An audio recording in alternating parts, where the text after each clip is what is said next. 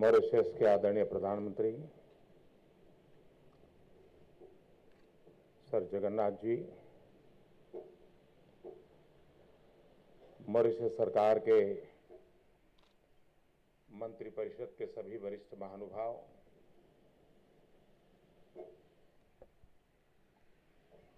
सभी वरिष्ठ नागरिक भाइयों और बहनों,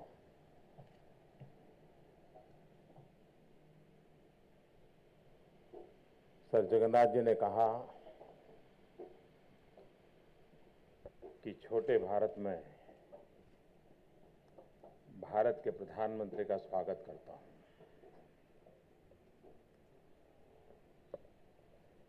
ये लघु भारत शब्द सुनते ही पूरे तन मन में एक वाइब्रेशन की अनुभूति होती है, एक अपनेपन की अनुभूति होती है। एक प्रकार से 1.2 मिलियन के देश को 1.2 बिलियन का देश गले लगाने आया है।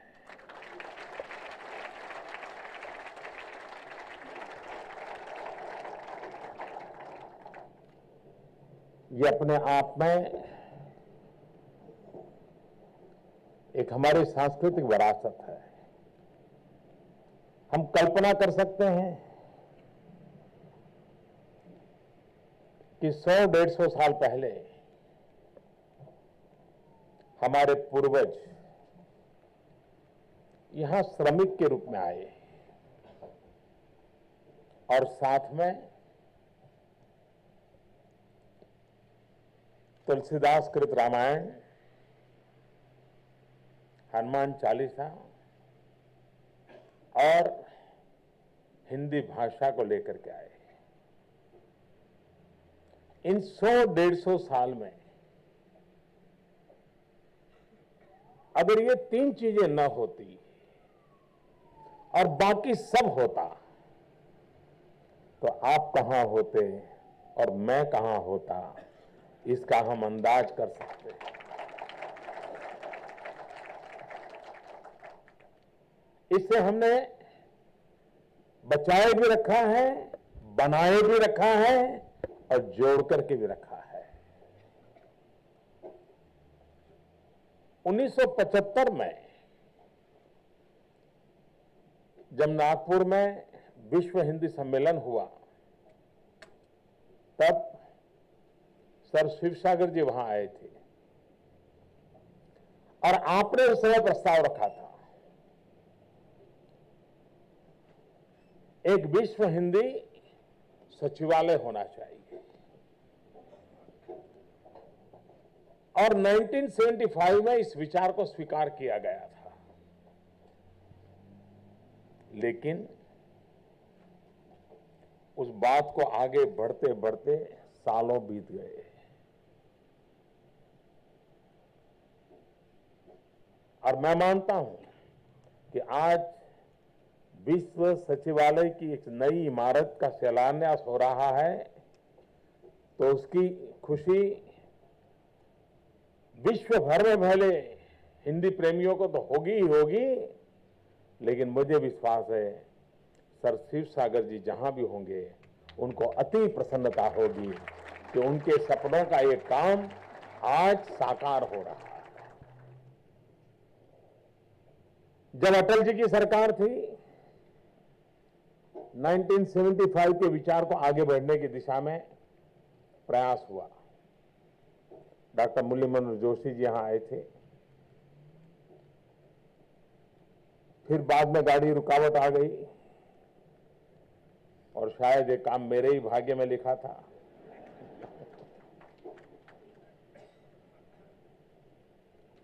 लेकिन मैं चाहूंगा अब ज्यादा देर ना हो, आज जिसकी शुरुआत हो हम ही तय कर लें कि उस तारीख को इसकी उद्घाटन हो जाए।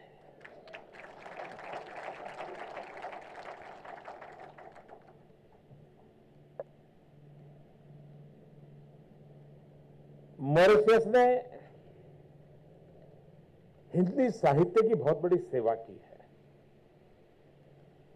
बहुत से देशों में हिंदी भाषा के प्रति प्रेम रहा है। अनेक भाषाभाषी लोगों ने हिंदी भाषा को सीखा है। दुनिया की अनेक यूनिवर्सिटीज में हिंदी सिखाई जाती है। कई पुस्तकों का हिंदी में अनुवाद हुआ है, कई भाषा की किताबों का अनुवाद हुआ है। लेकिन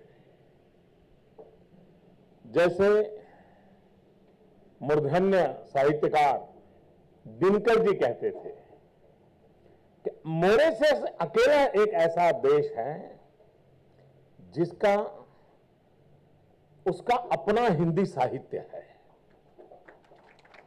ये मैं मानता हूं बहुत बड़ी बात है। अभी 2015 का प्रवासी भारतीय दिवस हुआ, तो इस बार के प्रवासी भारतीय दिवस में कार्यक्रम रखा गया था कि प्रवासी भारतीयों के द्वारा जो साहित्य सर्जन हुआ है उसका एक प्रदर्शनी लगाई जाए। दुनिया भर में फैले हुए भारतीयों ने जो कुछ भी रचनाएं की हैं, अलग अलग भाषा में की हैं, उसकी प्रदर्शनी थी। और मैं आज गर्व से कहता हूं कि विश्व भर में फैले हुए भारतीयों के द्वारा लिखी गए साहित्य की इस प्रदर्शनी में 150 से ज्यादा पुस्तकें मॉरिशस की थी। यानी यहां पर हिंदी भाषा को इतना प्यार किया गया है, उसका इतना लालन पालन किया गया है, उसको इतना दुलार मिला है। शायद कभी कभी हिंदुस्तान के भी कुछ इलाके होंगे जहां इतना दुलार नहीं मिला होगा जितना मॉरिशस में मिला है।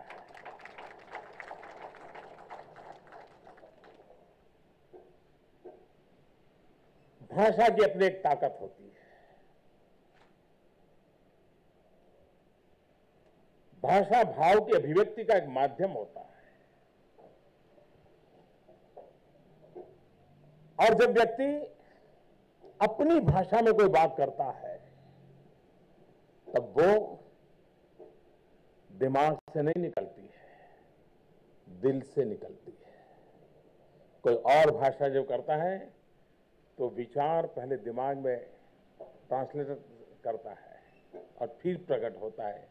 सही शब्दों का चयन करने के लिए दिमाग पूरी डिक्शनरी छान मारता है और फिर प्रकट होता है। लेकिन अपनी भाषा भाव की अभिव्यक्ति का बहुत बड़ा माध्यम होती है।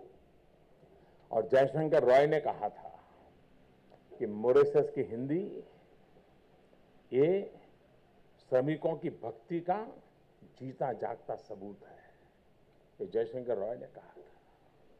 और मैं मानता हूं कि मॉरिशस में जो हिंदी साहित्य लिखा गया है वो कलम से निकलने वाली स्याही से नहीं लिखा गया है। मॉरिशस में जो साहित्य लिखा गया है उस कलम से यहां के श्रमिकों के पसीने की बूंद से लिखा गया है। मॉरिशस का जो हिंदी साहित्य है उसमें यहां के पसीने की महक है और वो महक आने वाले दिनों में साहित्य को और नया सामर्थ्य देती है। और जैसे मैंने कहा, भाव की अभिव्यक्ति हर भाषा का भाषांतर संभव नहीं होता है और भाव का तो असंभव होता है। जैसे हमारे यहां कहा जाया है, राधिका तूने बांसुरी चुराई।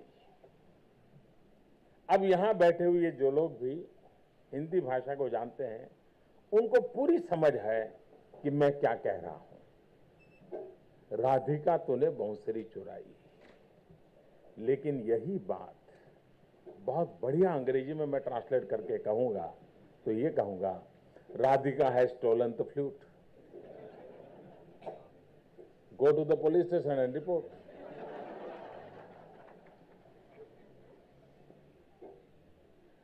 भाषा भाव की अभिव्यक्ति का एक बहुत बड़ा माध्यम होती है। भाषा से अभिव्यक्त होने वाले भाव सामर्थ्य भी देते हैं। हम हमारे प्रधानमंत्री श्री अनिरुद्ध जगन्नाथ जी को जानते हैं, नाम भी बोलते हैं, लेकिन हमें पता नहीं होगा शायद कि जगन्नाथ में से ही अंग्रेजी डिक्शनरी में एक शब्द आया है और मूल शब्द वो जगन्नाथ से आया है और अंग्रेजी में शब्द आया है जुगरनॉट,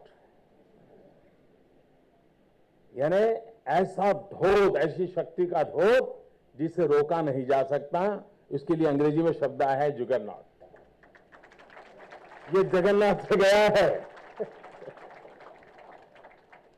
क्योंकि जब पुरी में जगन्नाथ जी की यात्रा निकलती है और जो दृश्य होता है उसमें से वो शब्द वहां पहुंचा है। बड़े गर्व, मैं एक बार मैं रशिया के उस क्षेत्र में गया था जो हिंदुस्तान से सटा हुआ है। वहां के लोगों को टी शब्द मालूम नहीं, लेकिन चाय पता है, डोर मालूम नहीं, लेकिन द्वार मालूम है। कभी कभार ये भी आवश्यक होता है और मैं चाहूंगा ये जो हमारा विश्व हिंदी सचिवालय में जो बन रहा है वहां टेक्नोलॉजी का भी भरपूर उपयोग हो। अब दुनिया की जितनी भाषाओं में हिंदी ने अपनी जगह बनाई है, किसी न किसी रूप में पिछले दरवाजे से क्यों ना हो, लेकिन पहुंच गई हैं, उसको भी कभी खोज के निकालना चाहिए कि हम किस किस रूप में पहुंचे और क्यों क्यों स्वीकृति हो गई। विश्व की कई भाषाओं में हमारी भाषा के शब्द पहुंचे हैं।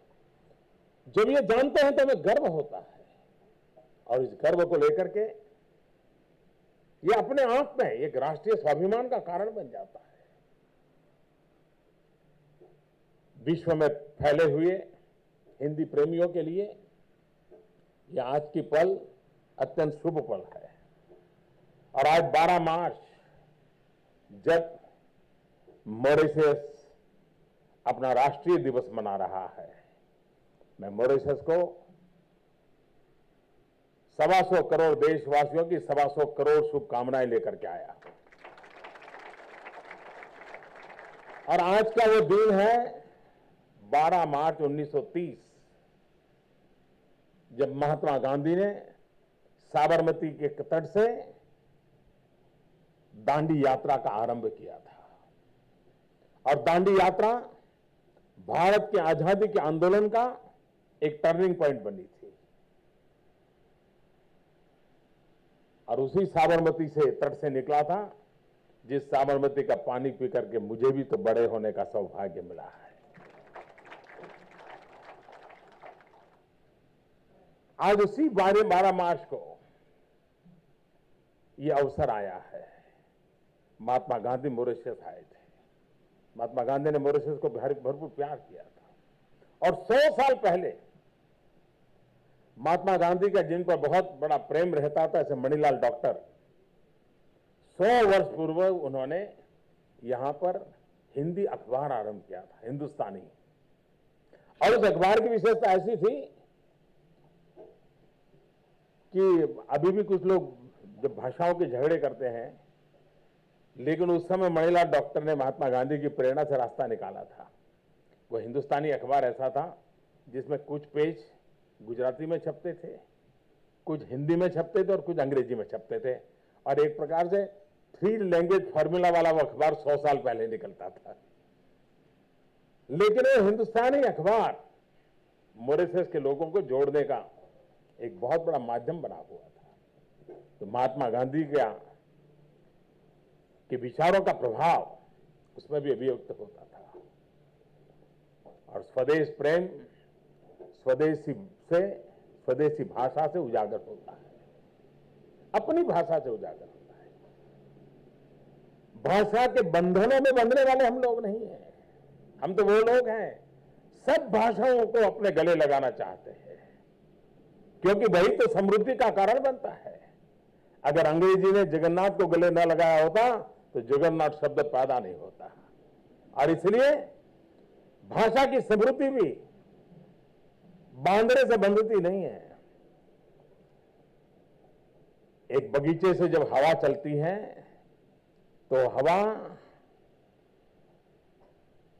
उसकी सुगंध को फैलाती जाती है। भाषा की भी वो ताकत होती है कि वो अपने प्रवाह के साथ सदियों तक नई चेतना, नई ऊर्जा, नया प्राण प्रसारित करती रहती है। और उस अर्थ में आज मेरे लिए बड़ा गर्व का विषय है कि मॉरिशस की धरती पर ये विश्व हिंदी सचिवालय का नए भवन का निर्माण हो रहा है। भाषा प्रेमियों के लिए, हिंदी भाषा प्रेमियों के लिए, भारत प्रेमियों के लिए और महान विरासत जिस साहित्य के अंदर नवपल्लवित होती रही है, उस महान विरासत के साथ विश्व को जोड़ने का एक जो प्रयास हो रहा है, उसको मैं मेरी बहुत बहुत शुभकामनाएं देता हूं।